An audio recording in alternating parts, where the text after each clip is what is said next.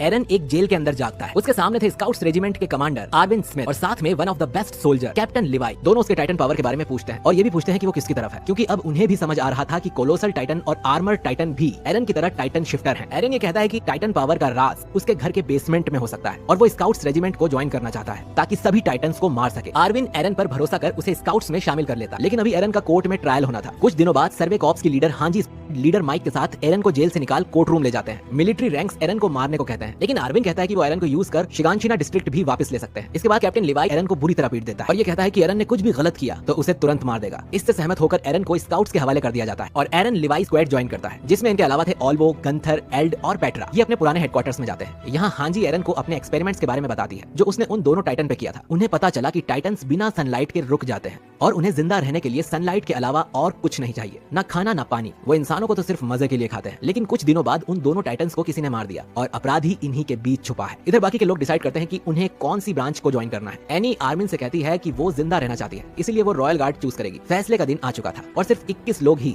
Scouts regiment को join करते हैं। डर इनको भी लग रहा था, लेकिन अब पीछे मुड़ने का सवाल भी नहीं था। इसके 1 महीने बाद सभी वॉल रोज के बाहर जाते हैं। इनका मिशन था वॉल मारिया तक पहुंचना और अब ये टाइटन्स के इलाके में थे। ये आर्विन के फॉर्मेशन के हिसाब से अलग अलग टीम में बढ़ जाते हैं। एरन लिवाई के साथ मिडिल में था।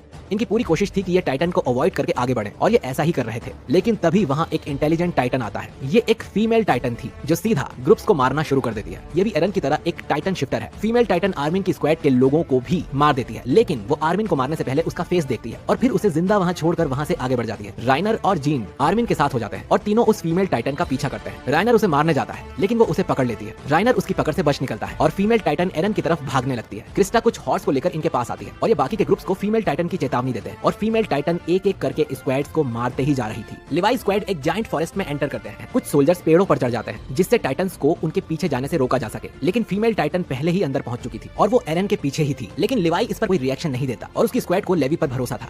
एरन टाइटन में ट्रांसफॉर्म होने को बोलता है। लिवाई कहता है कि फैसला उस पर है, लेकिन बाद में उसे पछतावा ना हो और एरन भी लिवाई पर भरोसा करके आगे बढ़ता है। और जैसे ही फीमेल टाइटन एरन को पकड़ने वाली होती है, एरविन एक सिग्नल देता है। एरविन की स्क्वाड ने इसके लिए जाल बिछाया हुआ था और वो देख सकते हैं कि इस टाइटन के अंदर कौन है। इधर आर्मिन को रियलाइज होता है कि अगर फीमेल टाइटन उन्हीं में से कोई एक है तो कोलोसल और आर्मर टाइटन भी उन्हीं के बीच छुपे होंगे और उन्हें पता करना होगा कि वो कौन है। लिवाई और आर्विन फीमेल टाइटन की गर्दन काटने की कोशिश करते हैं, लेकिन इस टाइटन के पास एक पावर है जिससे कि वो अपने शरीर का कोई भी हिस्सा क्रिस्टल की तरह हार्ड कर सकती है। अचानक वो टाइटन चिल्लाती है और नॉर्मल टाइटन्स उनके पास आकर उसकी बॉडी को खाने लगते हैं।